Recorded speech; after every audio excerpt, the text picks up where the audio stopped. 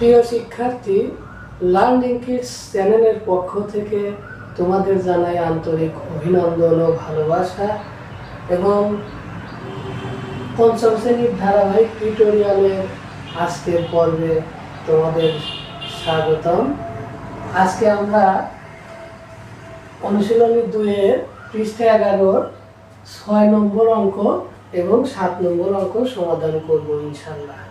তো দেখো, 6 নম্বর অঙ্কে বলা আছে একটি কোম্পানির ব্যবসায় 95,200 টাকা লাভ হলো এবং তা কর্মচারীদের মধ্যে সমানভাবে ভাগ করে দেওয়ার সিদ্ধান্ত হলো যদি প্রত্যেক কর্মচারী 800 টাকা করে পান তাহলে কর্মচারীর সংখ্যা কত। এখন দেখো, বলছে যে কোম্পানির ব্যবসায় লাভ হয়েছে 95,200 টাকা এবং সেই মালিক সিদ্ধান্ত নিল কর্মচারীদের মধ্যে এই লাভটাকে ভাগ করে দেওয়ার সিদ্ধান্ত নিল। তো যদি প্রত্যেক কর্মচারী অর্থাৎ একজন কর্মচারী যদি 800 টাকা করে পায় তাহলে ওই কোম্পানির কর্মচারীর সংখ্যা কত ছিল আমাদের সেটা বের করতে হবে। প্রধানে দেখো, আমরা 800 টাকা পান একজন কর্মচারী, আমরা কি করব, বাক্যটি সাজাবো। যেহেতু কর্মচারী উত্তর চেয়েছে, কর্মচারীকে আমরা ডান দিকে রাখবো। তো 800 টাকা পান একজন কর্মচারী, সুতরাং 95,200 টাকা পান সমান 95,200 ভাগ 800 জন কর্মচারী। এখন আমরা দেখো এখানে ভাগ করে দেখিয়েছি।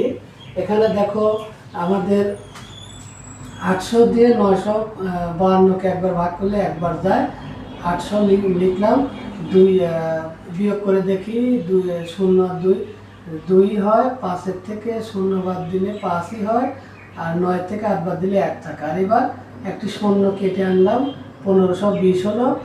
যদি আমরা 2 বার এখানে দিই তাহলে 8 2 1600 হয়ে যাবে, অর্থাৎ 1500 বেশি। এই জন্য আমরা একবারই দিলাম।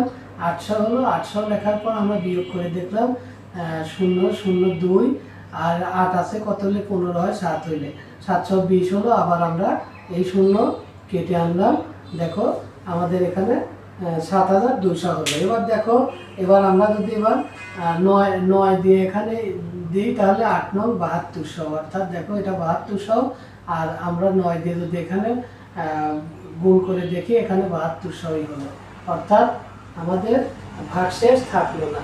তো এখানে দেখো 119 জন কর্মচারী, অর্থাৎ ভাগফল যেটা 119 জন, তাহলে আমরা পেয়ে গেলাম যে 119 জন কর্মচারী। সুতরাং কর্মচারীর সংখ্যা 119 জন। ওই কোম্পানিতে 119 জন কর্মচারী ছিল, আমরা বের করে ফেললাম। তো এবার আমরা 7 নম্বর অঙ্কটি সমাধান করে, এবার 7 নম্বর অঙ্কটি দেখো। 7 নম্বরে বলা আছে একজন লোক প্রতি মাসে 850 টাকা করে সঞ্চয় করেন, কততম মাসে তার সঞ্চিত টাকা 50,000 টাকা অতিক্রম করবে। উত্তর ক্রমবাচক সংখ্যায়, অর্থাৎ কোনো ভগ্নাংশ বা দশমিক হওয়া যাবে। তো দেখো, একজন লোক এক মাসে 850 টাকা করে সঞ্চয় করে, তাহলে কততম মাসে, অর্থাৎ মাস উত্তর চেয়েছে।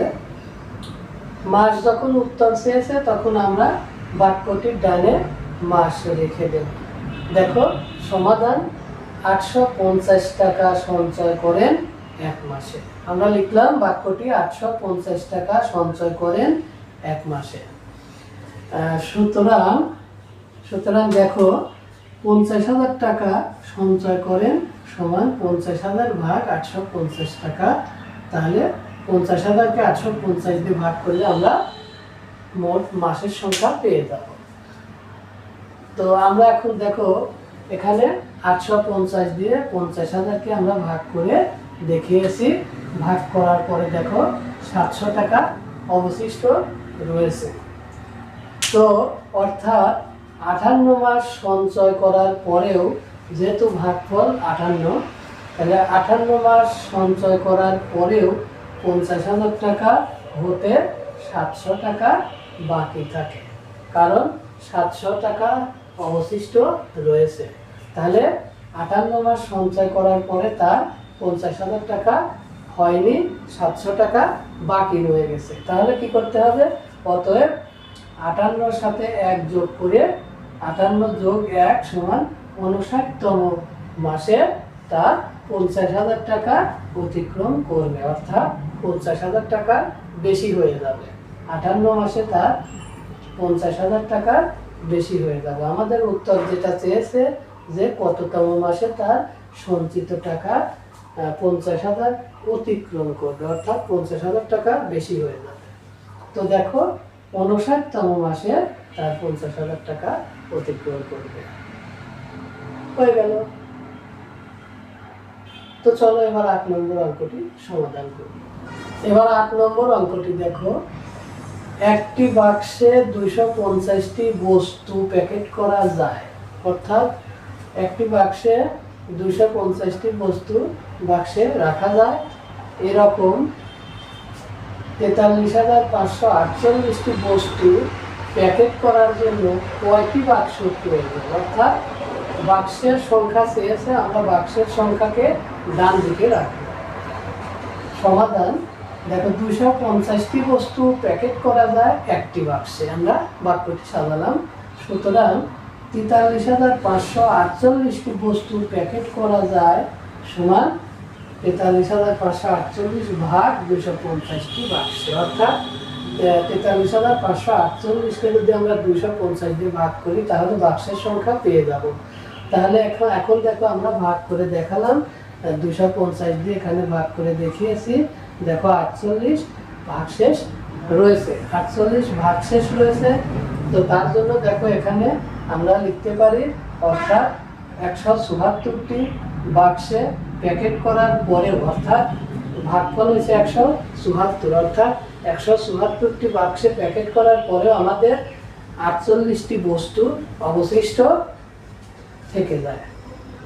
তাহলে যদি আমাদের অবশিষ্ট থেকে যায় তাহলে তো হবে না। তারা বলেছে 43,548টি বস্তু প্যাকেট করতে, মোট বস্তুটি প্যাকেট করতে কয়টি বাক্স লাগবে?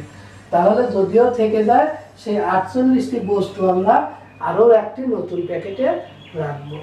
তো সুতরাং মোট বাক্স প্রয়োজন হবে 174 যোগ 1 সমান 175টি বাক্স।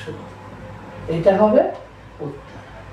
তো এই হলো আমাদের আজকের টিউটোরিয়াল।